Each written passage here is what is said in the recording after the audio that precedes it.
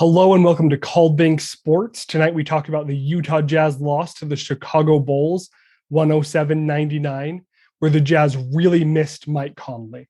And after the game, Quinn Snyder was asked about Mike Conley sitting back-to-backs, and he sat game one and will presumably play tomorrow against the Milwaukee Bucks, to which Quinn responded along the lines of, he's sure that Mike would love to play every game and love to play all the back-to-backs, but Quinn Snyder will not allow him to do that. And after what we saw last year in the playoffs, when the Jazz did not have Mike Conley for the series against the Clippers, I definitely understand that.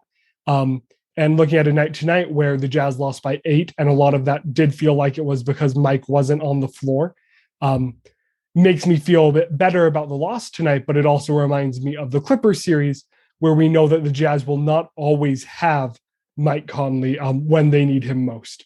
So the Jazz do need to pick up games like tonight, and they do need to be able to win these without Mike Conley. I believe last season they won 15 of the games they played without Mike Conley and lost 5 of them. Not entirely sure on that statistic, but they were very good last year without Mike Conley, and they do need to repeat that, not only to get good seeding this year, but also to be able to have success in the playoffs if Mike isn't able to be there with them. The three-point woes continue for the Jazz this year.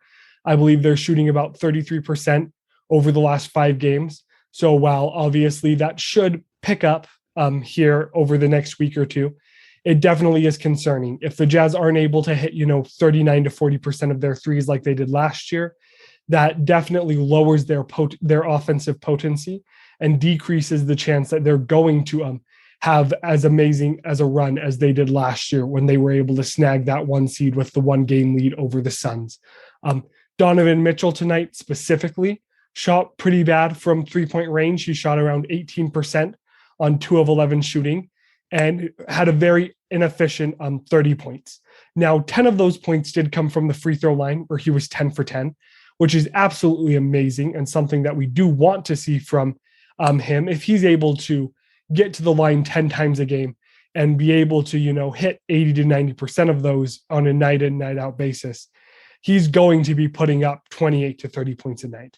But when he's shooting 9 of 27 from the field overall and 2 of 11 from 3, that just is not the formula for success for the Jazz. And that could have definitely been remedied had Jordan Clarkson not went 5 of 19 from the field. So an inefficient night from Donovan and a bad night from Clarkson did not help the Jazz at all tonight when you're already missing your starting all-star point guard in Mike Conley. And because of that, Butler did end up seeing some time, but overall, he didn't really see more time than he's seen in other games. He saw 9 minutes and had a pretty mediocre 9 minutes. He was 0 for 3 from the field, 1 rebound, 1 assist, 1 block, but he did have 2 turnovers and was minus 16 in that time. So Butler just needs more practice, and it doesn't look like he's going to be seeing enough time to really improve. And I would be concerned as a Jazz fan, on the other hand, if he was getting that type of time to improve, because that more likely would mean that Joe Ingles or Mike Conley was out for an extended period of time. And as much as I do think Butler is a very key piece to the future of the Jazz, and in 2 to 3 years, if he's able to pick up starting point guard minutes, that would be an awesome look to the future, since we do know Mike Conley only has 2 years after this on his deal.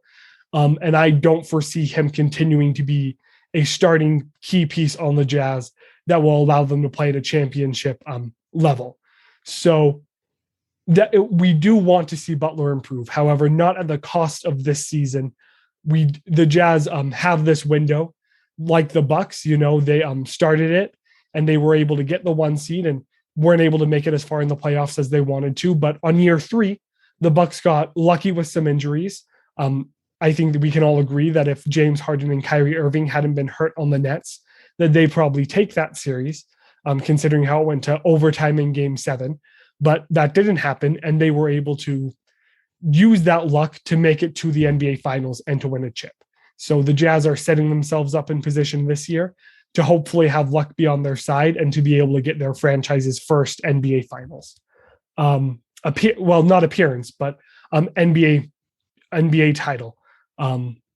And to continue on, Gobert's double-double dominance continues.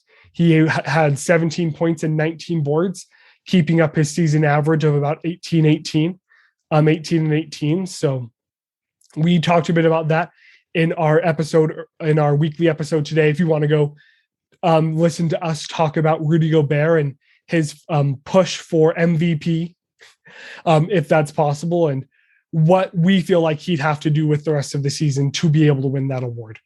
And lastly, I think really the biggest thing that cost the Jazz, and that we'll continue to harp on just like we did last season, they had 20 turnovers and allowed 25 points on turnovers, compared to getting 9 turnovers and getting 8 points on those turnovers. So that's less than 1 point a turnover. That's less than 1 point per turnover that the Bulls had, and more than 1 point per turnover that the Jazz had. And the Jazz had over twice as many turnovers as the Bulls did. If you take that down to 15 and 17, all of a sudden it's 99-99 at the end of regulation. And so obviously when you mix up the 3-point shooting, not having Mike Conley, the way that the turnovers were, and Jordan Clarkson not being able to hit his 2-pointers to save his life. Really, in the end, everything went wrong this game for the Jazz. So it's not a close loss. If they had won this game, it would have been astounding. And for it to be as close as it was against Chicago is honestly a testament to how hard the Jazz fight. After being down 7 and being outscored by 10 points in a dismal third quarter, the Jazz did almost make a comeback at 1 point in the fourth, and they didn't have enough gas for that. So overall, disappointing loss for the Jazz. I feel like this is concerning going into the Bucks game, and makes me not feel confident in the Jazz picking up a victory tomorrow.